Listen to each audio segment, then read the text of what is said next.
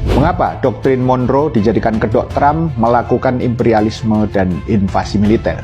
Ketika Maduro digelandang Trump, dia menggunakan dalih doktrin Monroe tahun 1823 yang diperluas dan janji supremasi Amerika Serikat di belahan bumi barat dan menyebutnya kembali dengan doktrin Monroe dengan mengganti huruf depan M dengan D yaitu Donald Trump.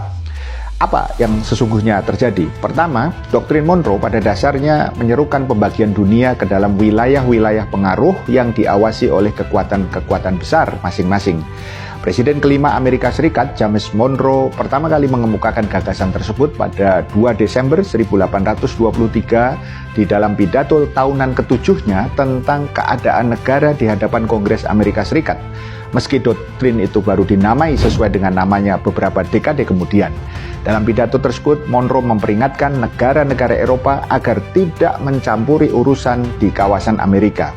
Ia menegaskan bahwa setiap bentuk intervensi Eropa di benua Amerika akan dipandang sebagai serangan terhadap Amerika Serikat.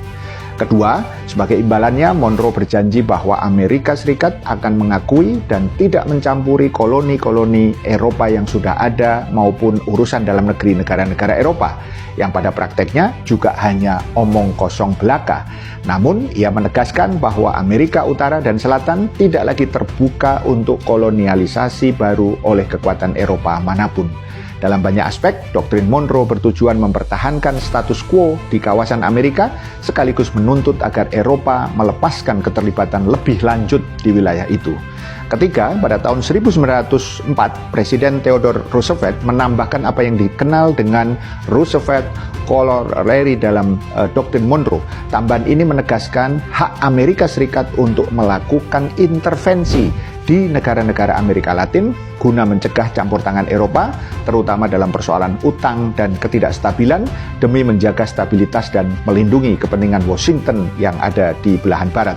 Pernyataan Roosevelt ini muncul ketika para kreditur Eropa mengancam sejumlah negara Amerika Latin. Roosevelt kemudian menyatakan bahwa Amerika Serikat memiliki hak sekaligus tanggung jawab untuk terlibat sesuai dengan doktrin tersebut. Corollary ini dirumuskan setelah krisis Venezuela pada tahun 1902-1903 ketika negara itu menolak membayar hutang luar negerinya dari Eropa. Keempat, dalam dekade-dekade berikutnya, doktrin Monroe yang telah berkembang kerap digunakan sebagai pembenaran bagi intervensi Amerika Serikat di Republik Dominika, Haiti, dan Nicaragua. Pada tahun 1980-an, Presiden Ronald Reagan mengambil pendekatan keras terhadap kawasan tersebut yang oleh para pengikutnya dicap sebagai imperialis. Di Nicaragua, Reagan mendukung kelompok sayap kanan kontra melawan pemerintahan kiri Sandinista, sebuah kebijakan yang kemudian menyeret Amerika Serikat ke dalam skandal perdagangan senjata Iran-Kontra. Reagan juga kemudian memberikan dukungan kepada pemerintahan sayap kanan yang dituduh melakukan pelanggaran HAM berat di El Salvador dan Guatemala. Kuba juga telah lama berada di bawah tekanan intensif Amerika sejak revolusi Fidel Castro, baik melalui ancaman militer maupun sanksi ekonomi keras yang masih berlaku hingga saat ini.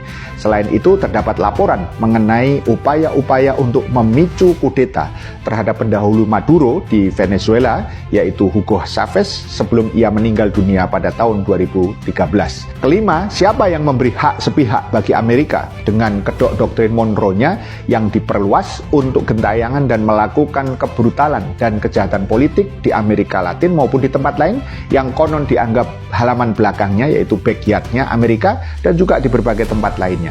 Maka dunia tidak boleh tinggal diam. Watak jahat dan brutal Amerika sesungguhnya harus dibongkar, dan itu dimulai dengan menolak klaim sepihak Amerika melalui doktrin Monroe yang menjadi dalih bagi pelestarian watak kapitalistik imperialis dari Amerika.